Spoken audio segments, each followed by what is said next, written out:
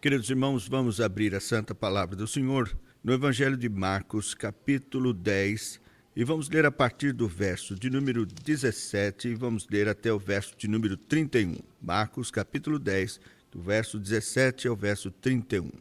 E pondo-se Jesus a caminho, correu um homem ao seu encontro e, ajoelhando-se, perguntou-lhe: Bom mestre, que farei para herdar a vida eterna? Respondeu-lhe Jesus: Por que me chamas bom?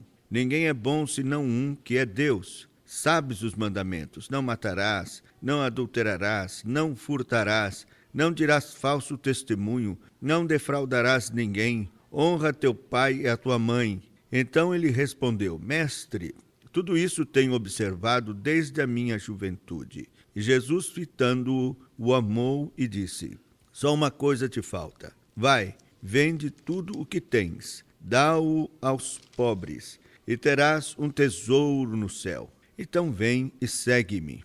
Ele, porém, contrariado com esta palavra, retirou-se triste, porque era dono de muitas propriedades. Então Jesus, olhando ao redor, disse aos seus discípulos: Quão dificilmente entrarão no reino de Deus os que têm riquezas. Os discípulos estranharam estas palavras, mas Jesus insistiu em dizer-lhes: Filhos, quão difícil é para os que confiam nas riquezas entrar no reino de Deus.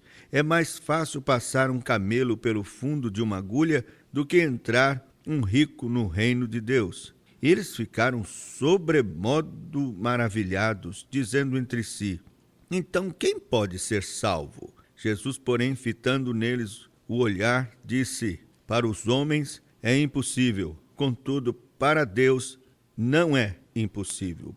Então Pedro começou a dizer-lhe: Eis que nós tudo deixamos e te seguimos. Tornou Jesus: Em verdade vos digo que ninguém há que tenha deixado casa, ou irmãos, ou irmãs, ou mãe, ou pai, ou filhos, ou campos, por amor de mim e por amor do Evangelho, que não receba já no presente o cêntuplo de casas, irmãos, irmãs, mães, filhos e campos, com perseguições, e no mundo por vir a vida eterna. Porém, muitos primeiros serão últimos, e os últimos primeiros.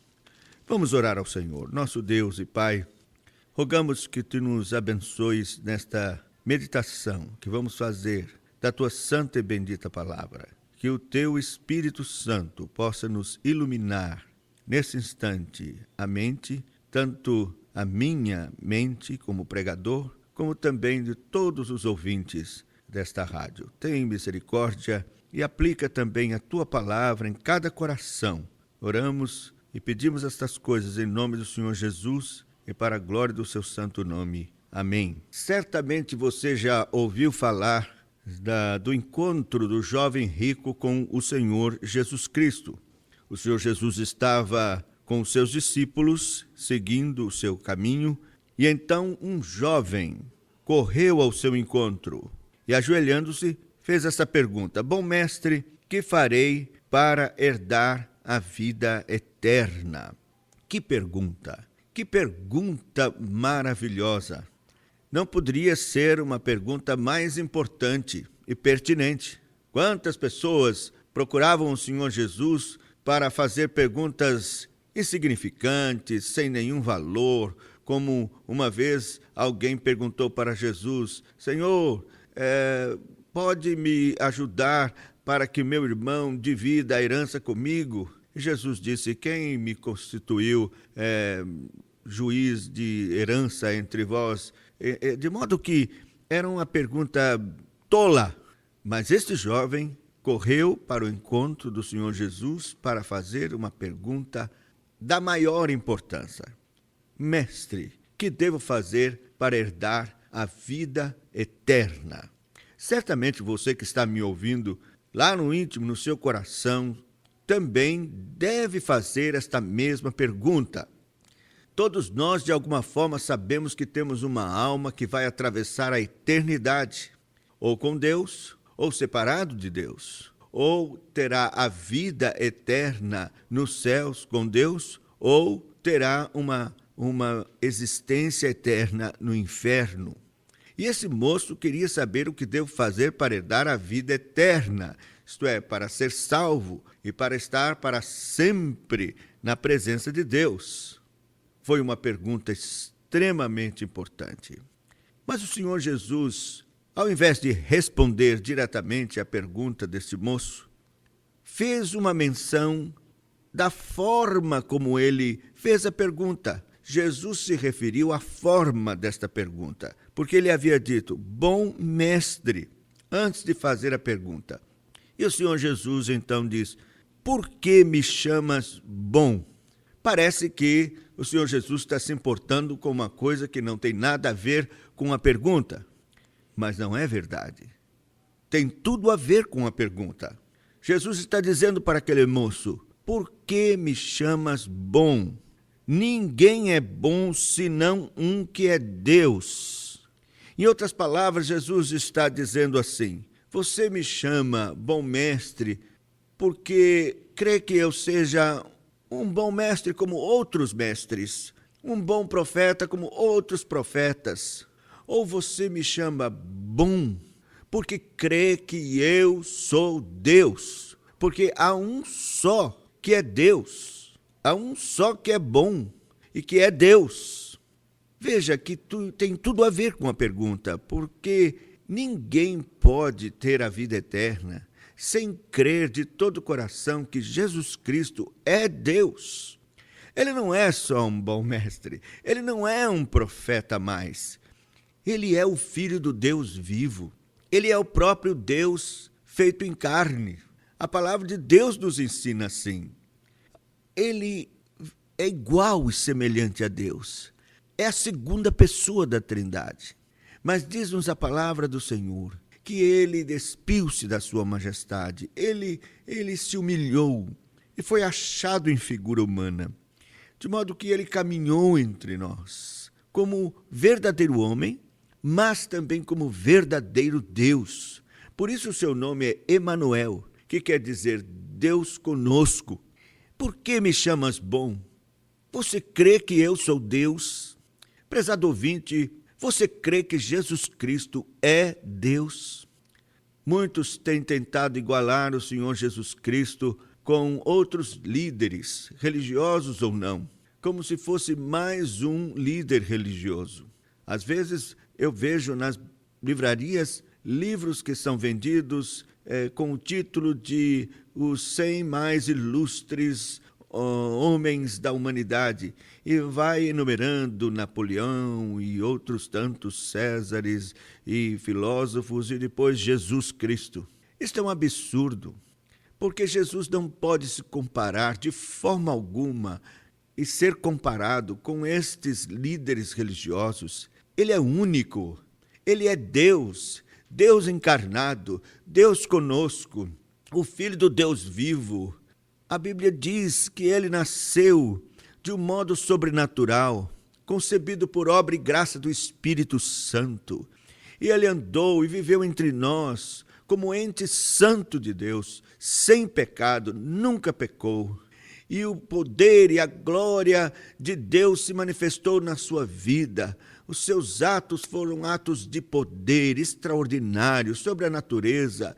Ele repreendeu o vento e o mar, e eles se aquietaram. Ele andou sobre as águas, ele curou cegos, aleijados, ressuscitou mortos. Ele é Deus encarnado. Ele andou entre nós como Deus. Os evangelistas disseram, vimos a sua glória, como a glória do unigênito do Pai. Por isso é absolutamente importante, para se obter a vida eterna, que creiamos que Jesus Cristo é o Filho do Deus vivo, é o único Salvador que desceu dos céus, o unigênito de Deus, o próprio Deus encarnado. Por que me chamas bom? Só há um que é bom, que é Deus.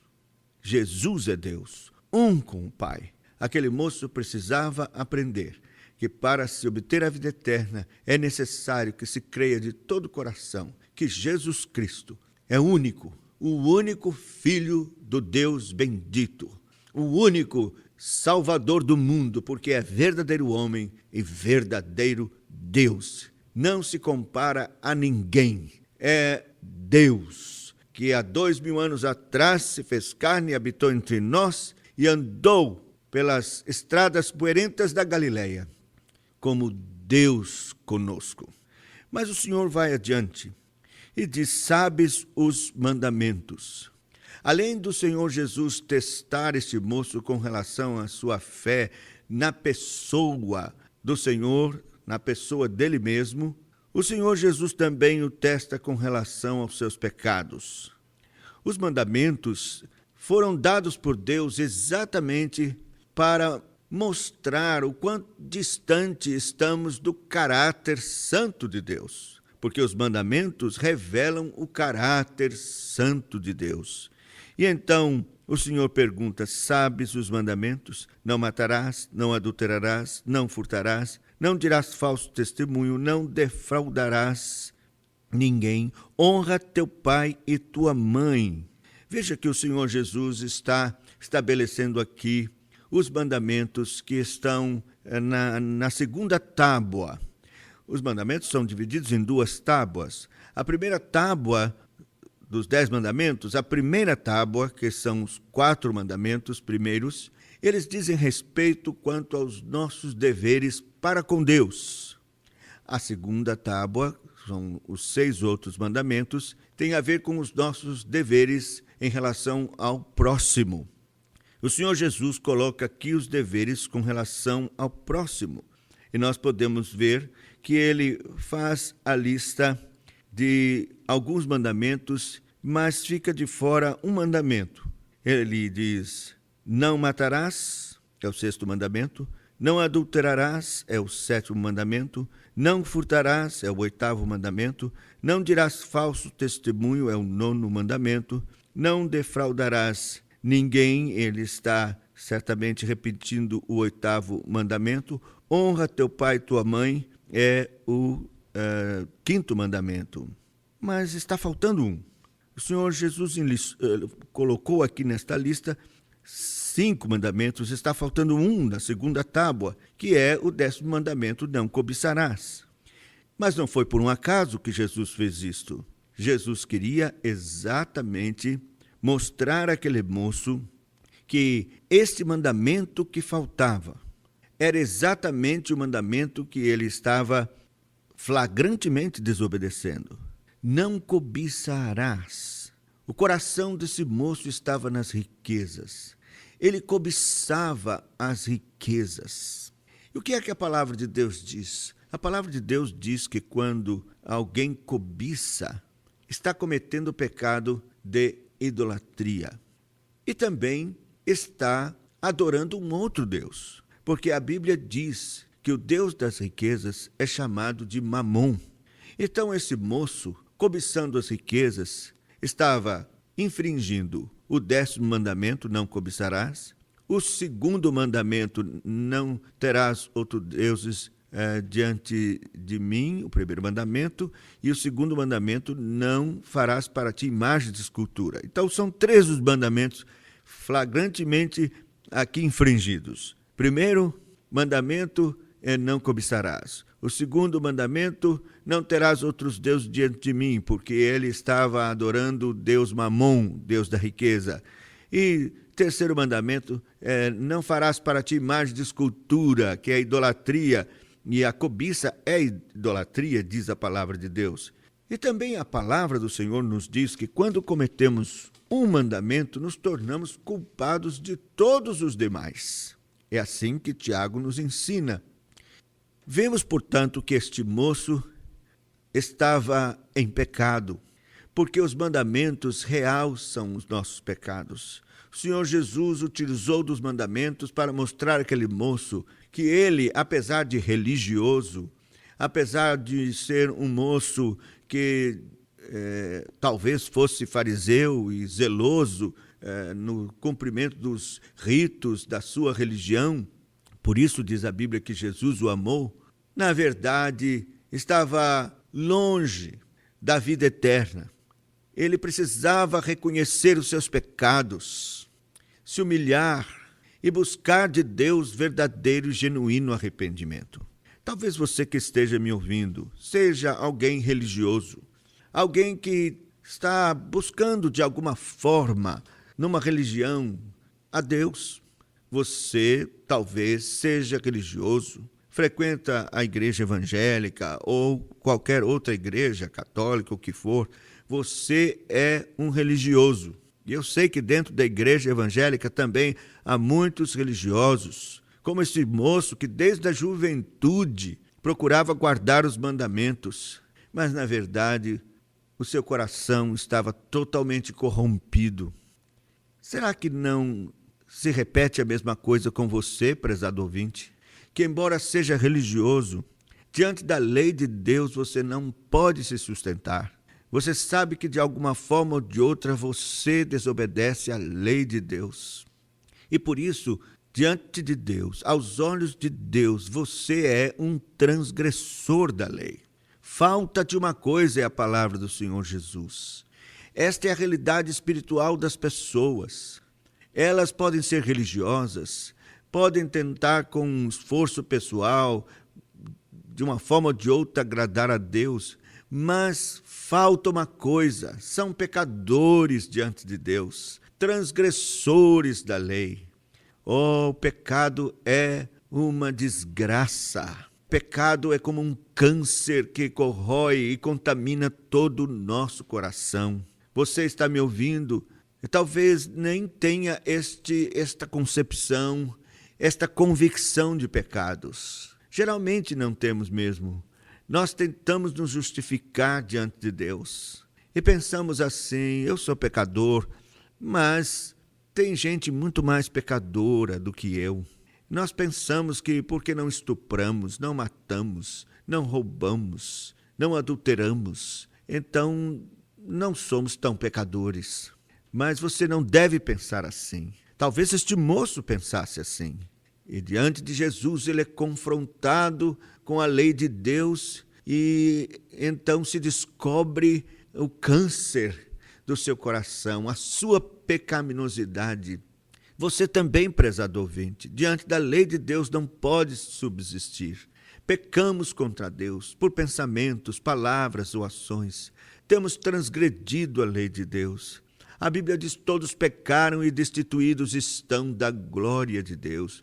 Não há justo nenhum sequer. Não há quem entenda, não há quem busque a Deus. Todos se extraviaram e a uma se fizeram inúteis. Esta é a triste realidade espiritual dos homens, pecadores diante de Deus, transgressores da lei, faltando alguma coisa.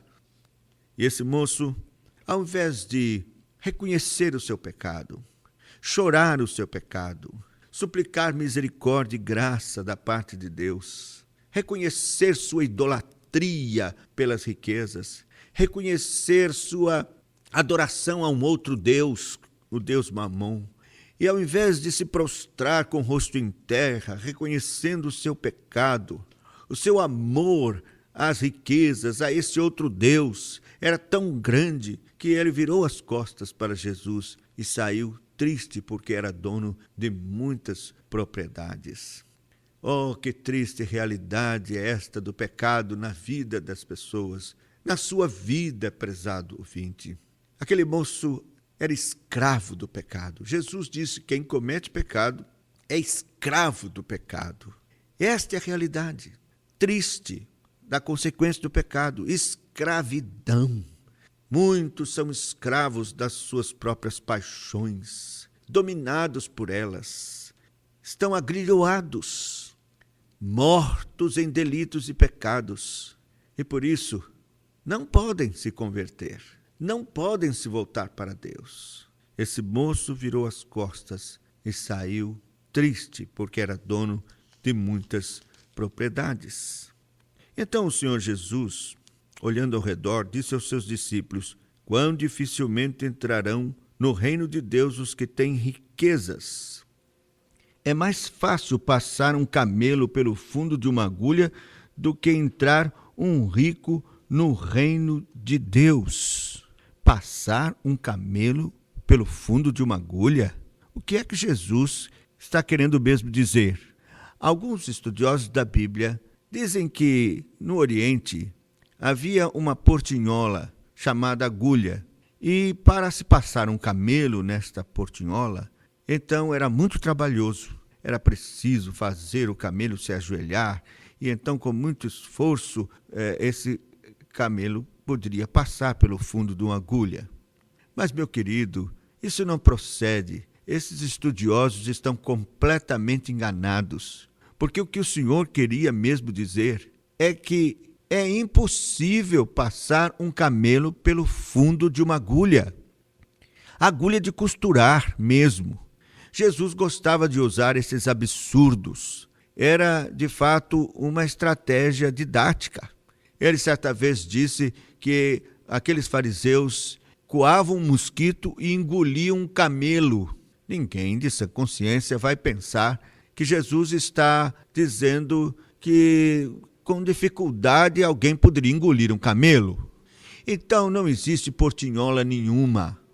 Jesus está falando aqui da total, absoluta impossibilidade de um camelo entrar no fundo de uma agulha para os homens. E ele quer dizer com isto que é absolutamente impossível aos homens se converterem por si mesmos. É impossível. Os discípulos estranharam estas palavras. Certamente os discípulos estavam pensando que o Senhor Jesus estava sendo muito duro com aquele moço. As exigências eram muito duras e difíceis. Se você pensar bem, as exigências do Evangelho são, de fato, difíceis e radicais. Muitos pregadores estão tentando enganar as pessoas, facilitando as coisas para que as pessoas venham para seguir a Jesus. Certamente você já ouviu pregações assim. Olha, venha, você vai ser perdoado de todos os seus pecados, você vai ser curado de todas as suas enfermidades, você vai adquirir prosperidade, você vai receber muitas benesses da parte de Deus, e então você vai ter um mar de rosas seguindo a Jesus.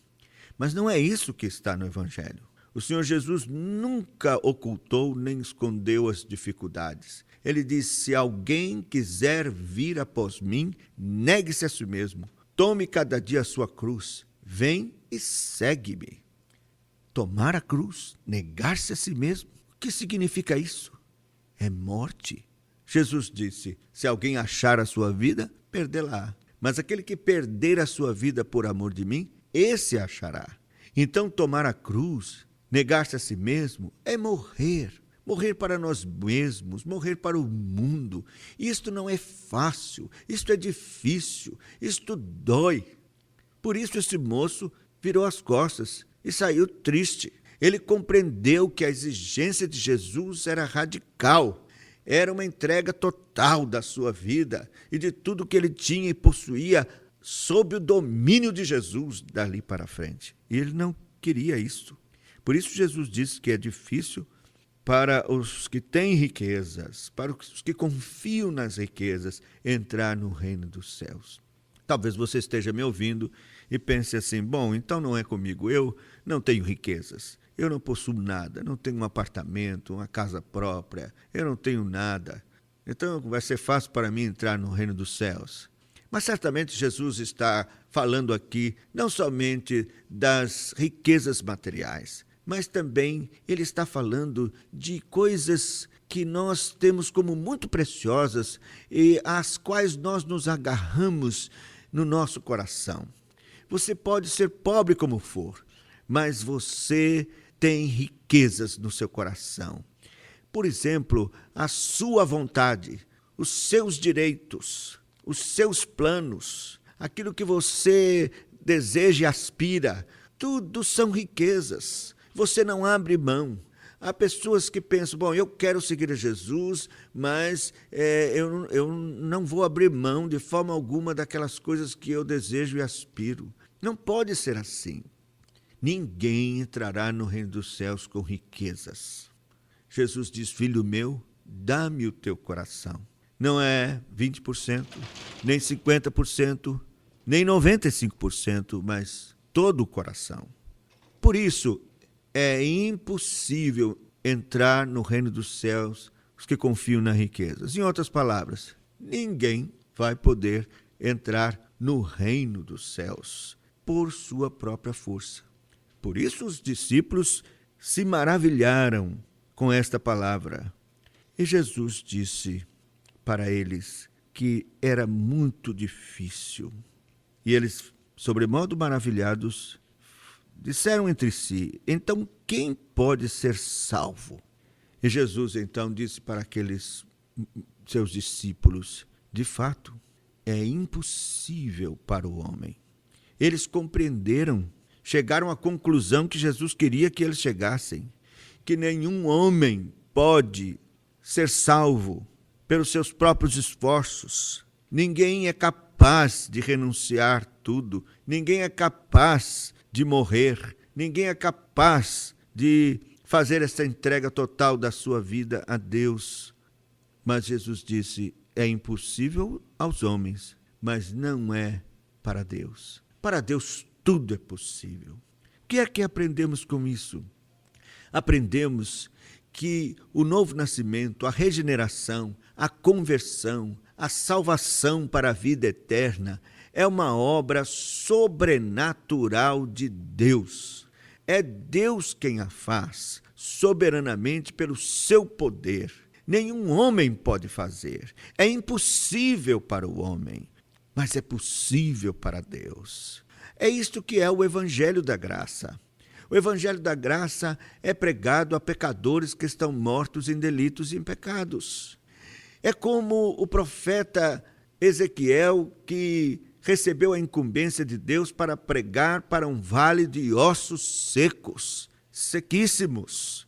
O Senhor pergunta: crês que estes ossos podem reviver? E então Ezequiel disse: tu dizes, Senhor. Então o Senhor disse para ele: profetiza. E Ezequiel então profetizou, pregou a palavra do Senhor para ossos secos.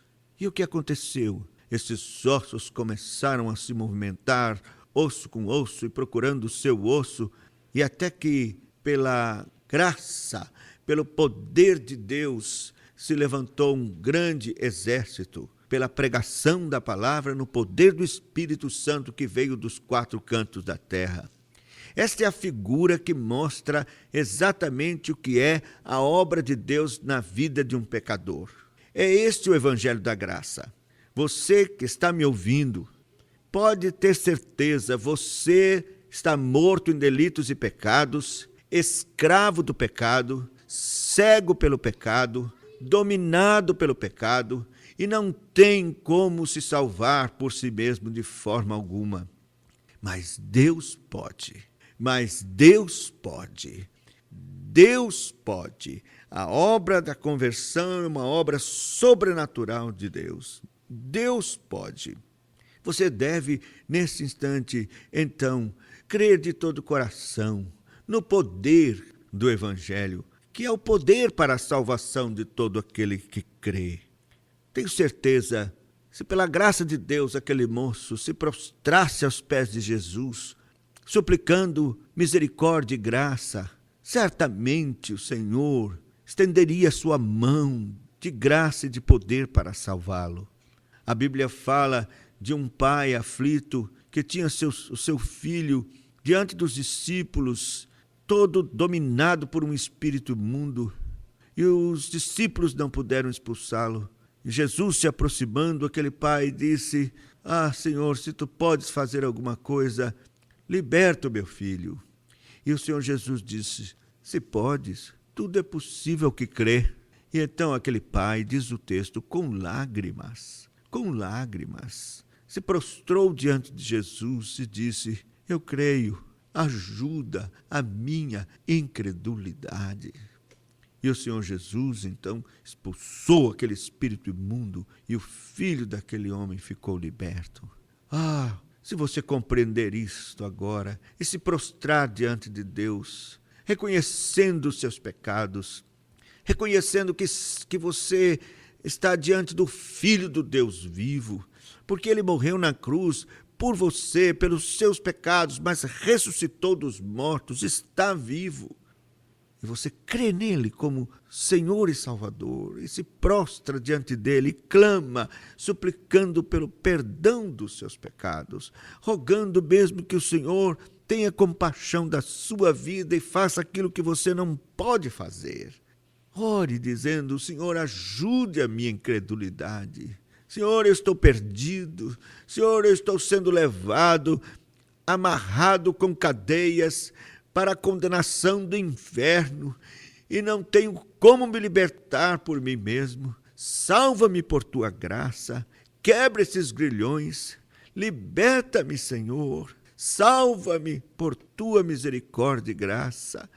Então Deus vai ouvir, Deus vai ouvir. Buscar-me-eis e me achareis quando me buscardes de todo o vosso coração. Ó meu querido amigo ouvinte, texto esta palavra em nome do Senhor para o seu coração. Renda-se a Cristo. Prostre-se diante dele. Onde você estiver agora, faça uma oração sincera a Deus. Feche os seus olhos. Erga seus pensamentos a Deus. E clame no íntimo do seu coração, com toda a sinceridade da sua alma: ó Deus, tem misericórdia de mim. Salva-me por tua graça, pelo teu poder, pela cruz do Senhor Jesus Cristo, pelo sangue divino que ele derramou naquela cruz. Perdoa os meus pecados, quebra os meus grilhões, salva-me por tua graça, liberta-me pelo teu poder, Senhor. Dá-me o dom maravilhoso da vida eterna em Cristo Jesus, teu Filho, o único Salvador do mundo. Certamente, Deus, por sua graça, há de operar no coração daqueles que Ele mesmo tem escolhido antes da fundação do mundo, revelando Jesus Cristo ao seu coração, operando este milagre glorioso e bendito do novo nascimento na sua vida. Que Deus muito o abençoe e que você não faça como aquele jovem que, ao ouvir a mensagem e o apelo da graça de Deus, virou as costas e saiu triste. Que não seja assim. Que você, ao ouvir esta mensagem, dobre os seus joelhos, fique triste pelos seus pecados, busque genuíno arrependimento e ore com fé para que Jesus Cristo o perdoe e o salve. Ele conceda pela graça a vida eterna. Que Deus o abençoe.